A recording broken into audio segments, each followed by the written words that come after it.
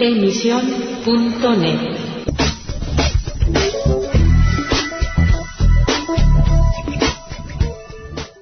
Hello again and welcome to Letter from England, broadcasting for AC Press and the Evangelical Alliance. I suppose the figure of Mother Teresa has always been a little bit awkward for conservative evangelicals.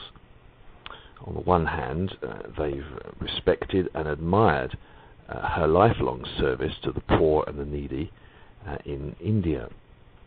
But on the other, perhaps they've had questions about her Catholic faith and her understanding of the gospel.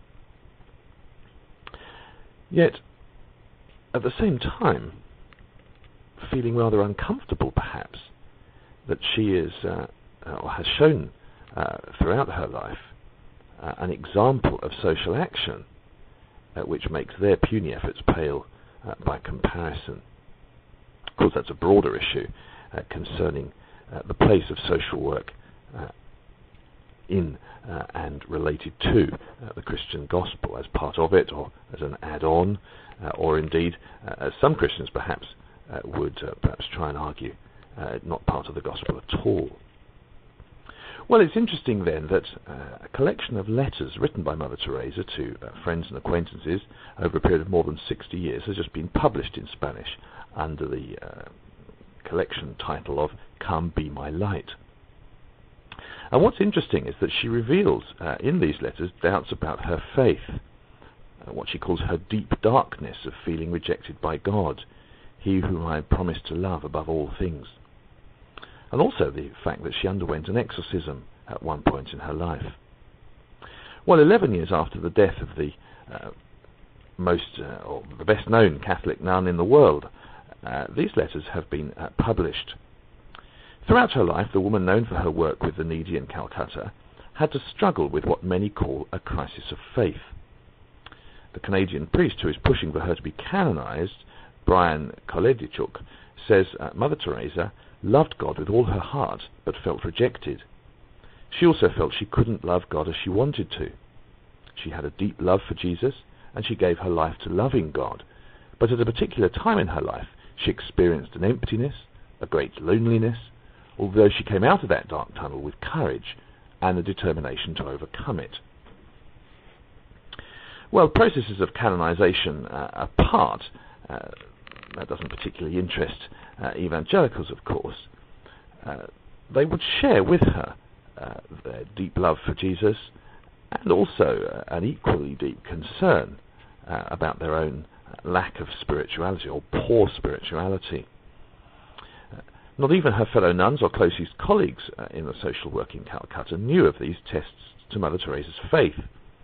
They only came to light when the recipients of the letters handed them to Koledichuk to help the canonizing cause. However, this itself goes directly against Mother Teresa's own wishes, who asked for these letters to be destroyed. As for her faith, her own words describe very clearly the lack of assurance which Roman Catholic theology so often produces. Quote, I feel as if God doesn't love me, that God is not God, and that He really doesn't exist. Where is my faith? Even here in my innermost feelings, there's nothing except emptiness and darkness. If I ever become a saint, I will surely be a saint of the darkness. Well, that's marvellously honest, and many Protestant and evangelical Christians will have had similar doubts about their own faith. But of course, there is no theological backing to along the lines of once saved, always saved in traditional Catholic theology that she could have fallen back on, as there is, of course, for evangelicals. Well, according to Koledichuk, Mother Teresa suffered demonic attack from which she was exorcised in Calcutta in November 1996. He says it happened while both she and the then Catholic Archbishop de Souza were in hospital due to illness. The doctor noticed she was restless and that nothing could calm her, so the Archbishop called for a priest.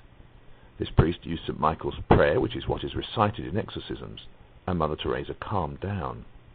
However, Koledichuk claims that Mother Teresa was not possessed by a demon, but suffered the devil's attacks from the outside. Well, Mother Teresa is certainly a fascinating character and her example of helping the needy and seeking to bring justice where there was very little, seeking to bring succor to the poor and help generally to some of the most marginalized in society is to be hugely admired, and is a great example for Christians of all hues to follow. As for the question of the crisis of faith, well, as I said, many evangelicals would associate with that. But our answer is to fall back on Jesus and his sacrifice, and the guarantee that if we have believed and put our trust in him because of his death on the cross, having paid the price of our sinful disobedience to God, then we can be assured that we are forgiven, and we will be eternally forgiven, and will be received into heaven one day. And I hope that that was Mother Teresa's experience before the end of her life. Thank you for listening to Letter from England, broadcasting at emission.net. Emisión.net